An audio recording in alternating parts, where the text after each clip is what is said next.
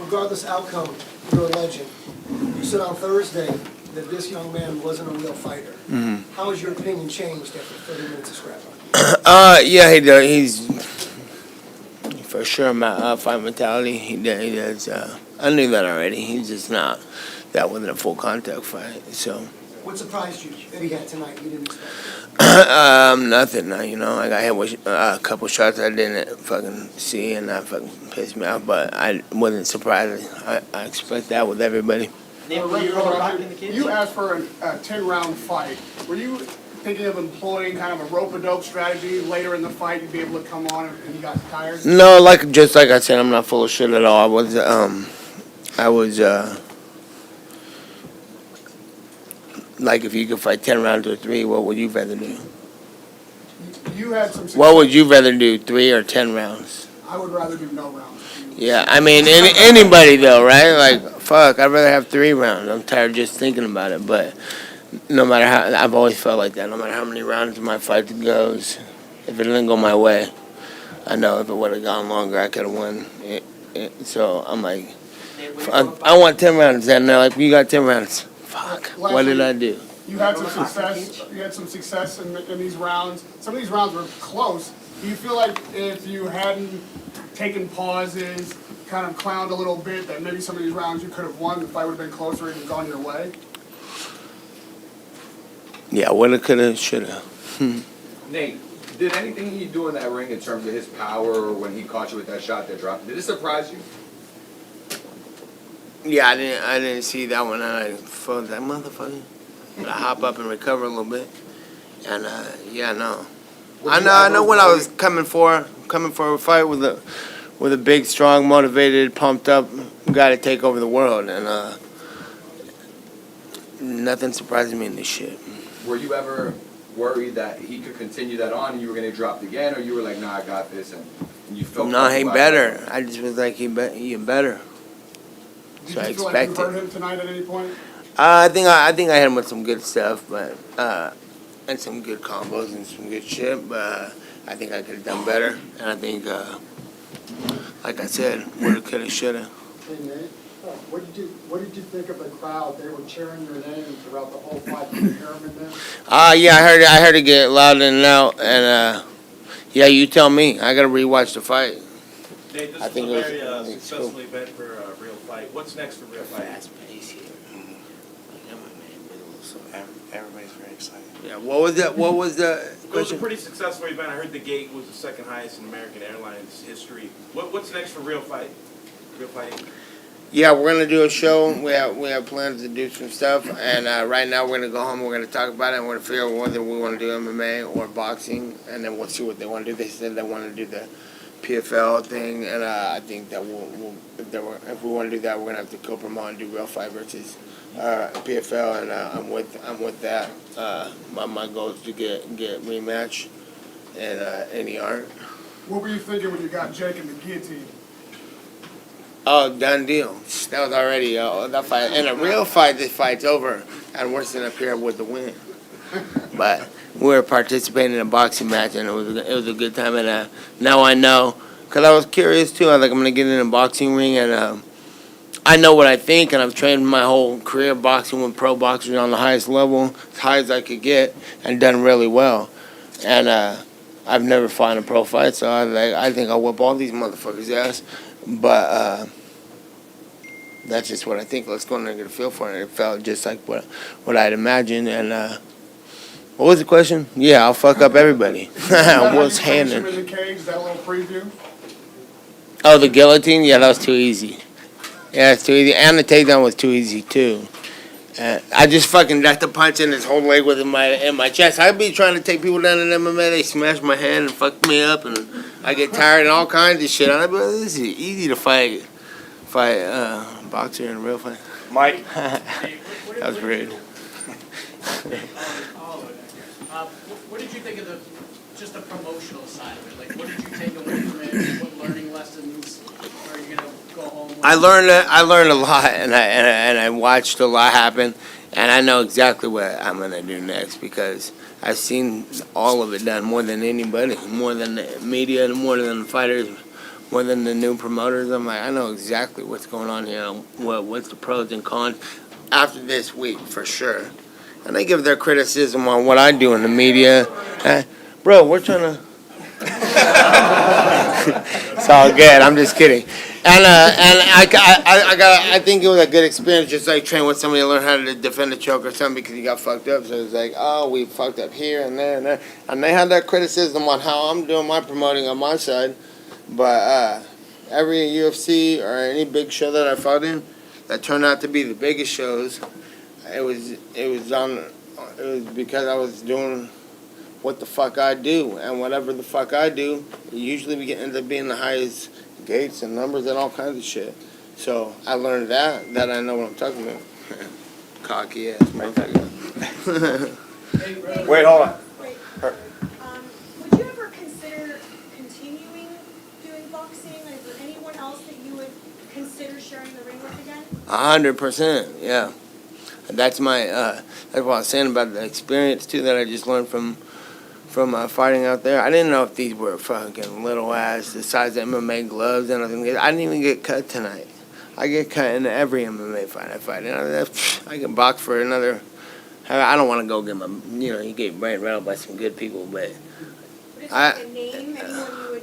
I have nobody now, but I'm sure I'm gonna go home and hear criticism and see people fights and see. I'm gonna see all kinds of shit. So next week, get back to me. I'm sure I'm gonna have a list full of motherfuckers' asses to whip.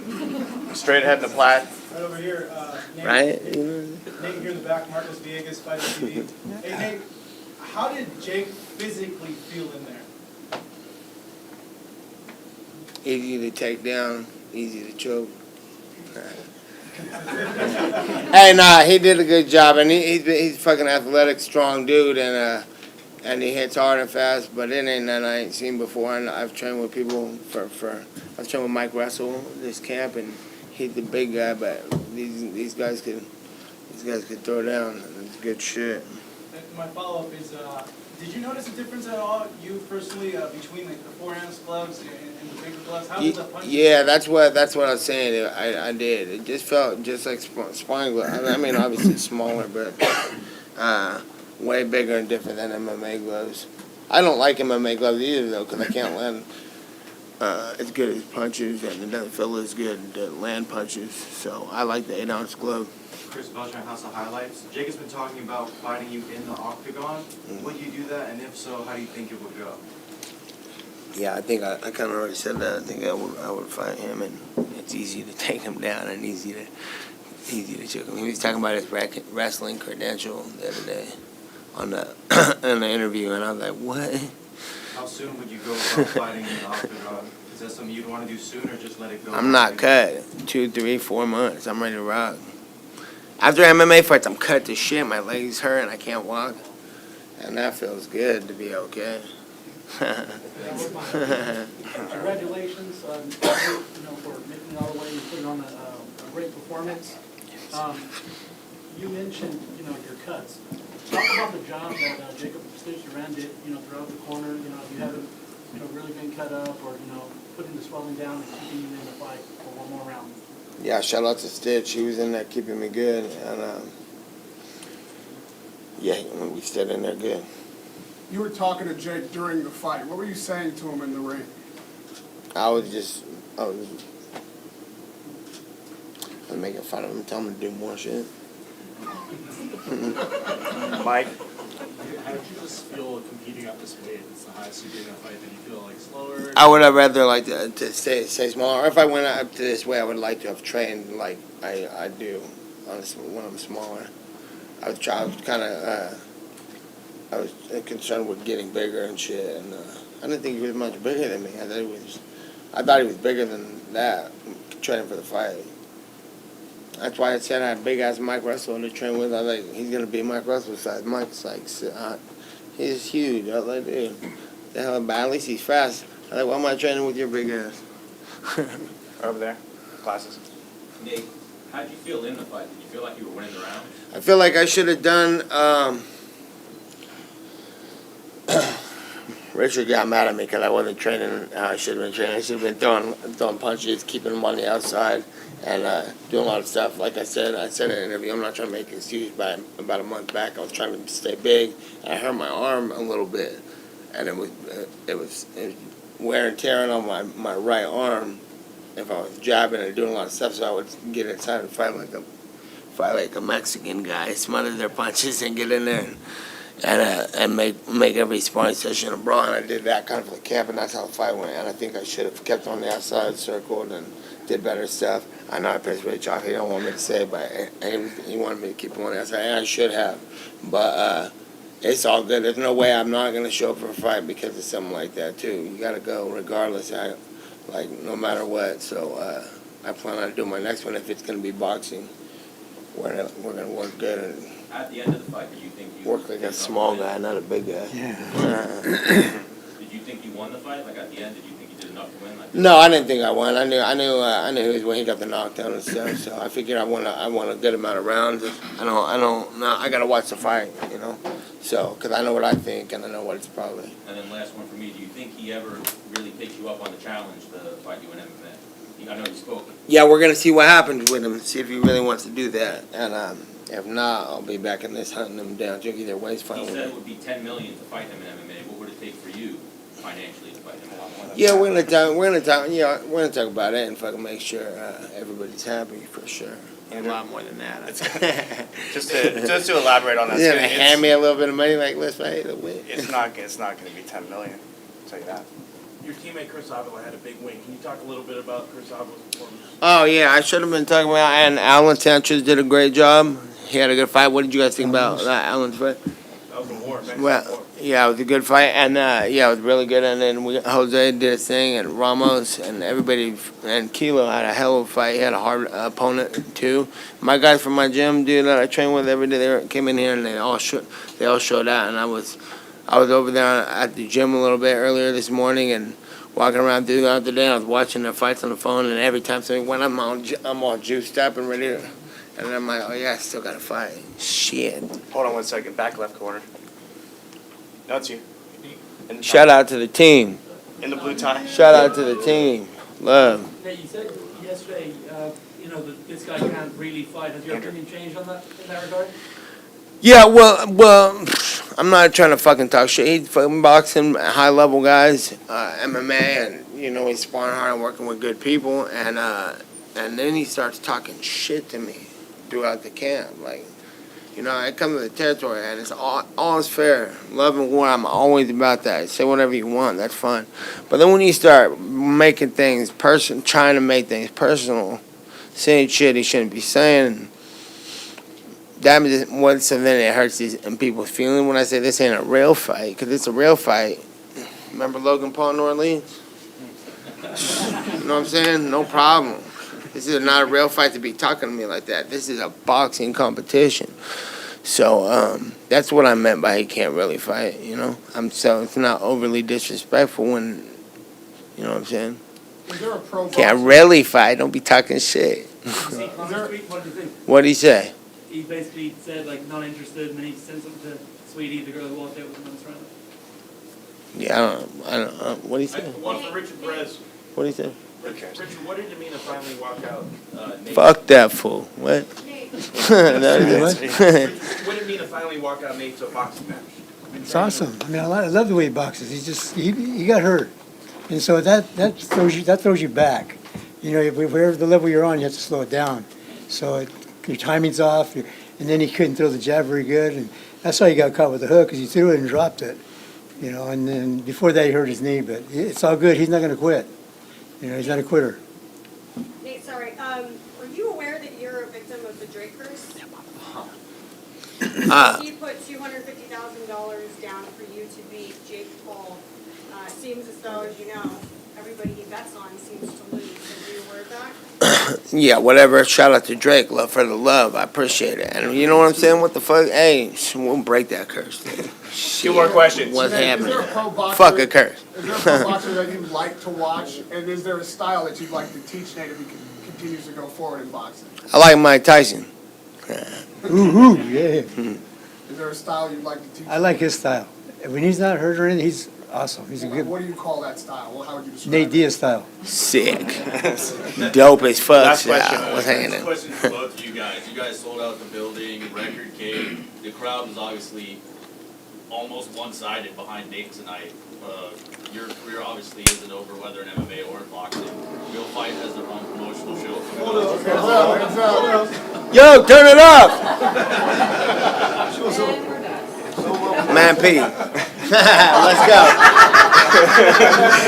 Dan? Hey, who had that button? Hit it in 3. That was perfect timing. Man, fine. We'll catch you next time. With as big of a performance as it was for both Nate and Real Fight tonight, would Dallas be a market you guys want to return to in the future? Is that for me? For both of you guys. I'll start, absolutely. I mean, we got so much love here all week. I mean, from the beginning, as I said before, we've been to other boxing shows similar to this, MVP shows that were great opponents, but nothing like this.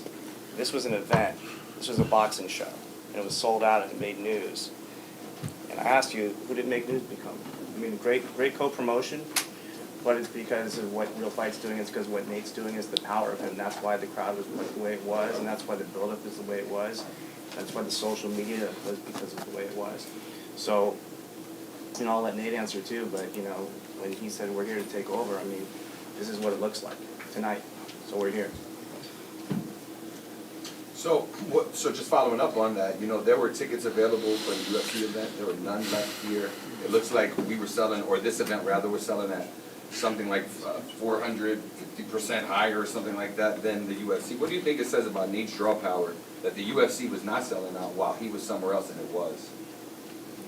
I don't think it's a competition. You know, I think both organizations can do really well. We've got a lot of love for the UFC. You know, and tonight was, you know, a great night with a long build-up for a fight that people wanted to see. And I think everybody can coexist, including Real Fight, on the grandest stage. Thank you.